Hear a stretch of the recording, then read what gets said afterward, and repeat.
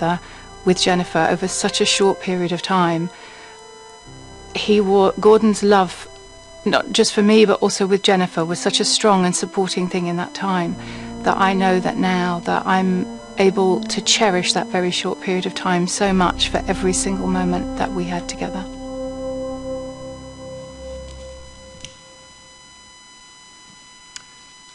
I remember that time very well, Gordon. I remember the press conference you gave, which we saw there, where you were so happy, and I talked to you in that period. But looking back on that, tell me first about after Jennifer was first born, and obviously she was premature and very small, but you were very excited, weren't you? We thought everything was fine. She had been born prematurely, but I'd been there at the birth. I'd seen this lovely baby. She was certainly getting special care in an incubator, but everybody was very positive and optimistic. And when I came out and talked to people, it was with a sense that everything was fine. And it only gradually dawned on us. Nobody actually really told us for a week. It just gradually dawned on us that something was going wrong, and she wasn't getting bigger. She wasn't growing. And no matter what treatment that was being given to her, she wasn't able to respond to it. And I could hold her hand, and I could feel that she knew I was there, and there was nothing that you could see that was actually wrong, but she just wasn't growing. And then, probably after a week, Sarah and I, she was in special care. I turned to the doctor and I said, "She's not going to live, is she?" And he said, "No, I don't think so. She's not going to live." And nobody had said anything about that before, but I just sort of sensed that we just couldn't. So we had a weekend where we just knew that she was not going to survive. And she was baptized, and we were with her, and I held her as she died.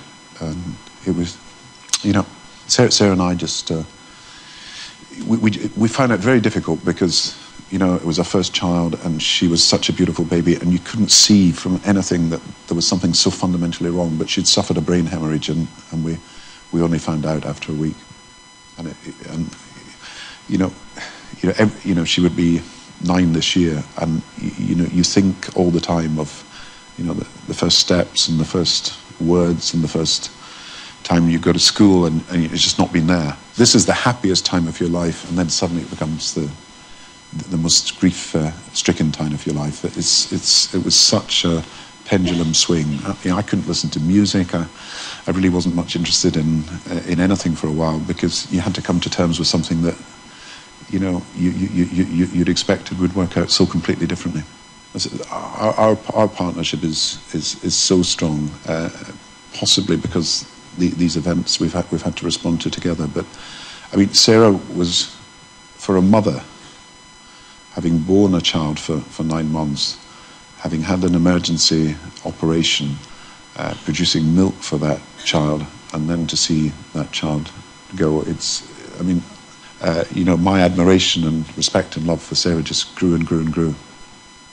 When your second son, Fraser, was born, everything again seemed fine, but then he was diagnosed with cystic fibrosis. That must have been a hammer blow to you, given what had already happened with Jennifer. I'm afraid what you do is what all parents probably would do now. If you've got a computer, you go onto the website and say, "The doctor said it's cystic fibrosis. What is it?" And you look at this website, which is so pessimistic and says, you know, likelihood of years lived, very low, no known cure for this disease, and you feel, what has happened? And then you say, well, this is a challenge. This is a real challenge. And the treatment for cystic fibrosis has changed so fundamentally. It's all about exercise, about fitness, about using your lungs, about stopping your lungs deteriorating. And of course, for some, it'll end up in a lung transplant or something like that. But for others, it may be that the new treatments that are available are actually going to make it a lot better. So life expectancy from cystic fibrosis is growing all the time. And so we are very confident. We are very optimistic that this new kind of treatment is going to make a difference. And we've got a boy that is, he loves climbing trees. He loves sport.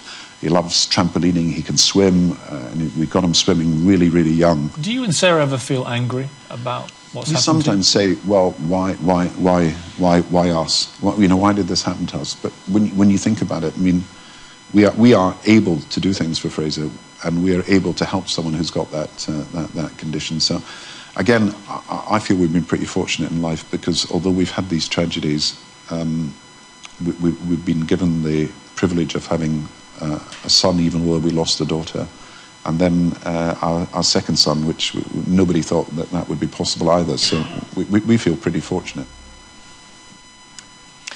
Tell me about this plane journey that Sarah was on about, where you first move in. You might say love at first flight. I don't know. I don't know. It was Sarah was on this flight and happened to be sitting next to me, and just asked what she did and what was all the thing, because I really didn't know much about her. I knew she existed, but I didn't know. What were you thinking? I fancy you. I think thought she was very nice. She is very beautiful, very elegant, and I was.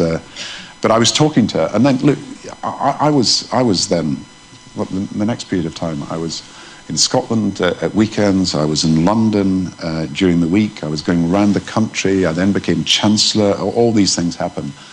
And, it was only gradually I realised that this was a decision that we wanted to make together. And it was true. It was on the first day of the millennium. We were in Scotland, and it was a sort of wonderful day. And we went back to that beach, took the kids there this year on January the 1st. I mean, this is real sort of, this is Darcy stuff, isn't it? You're on a wild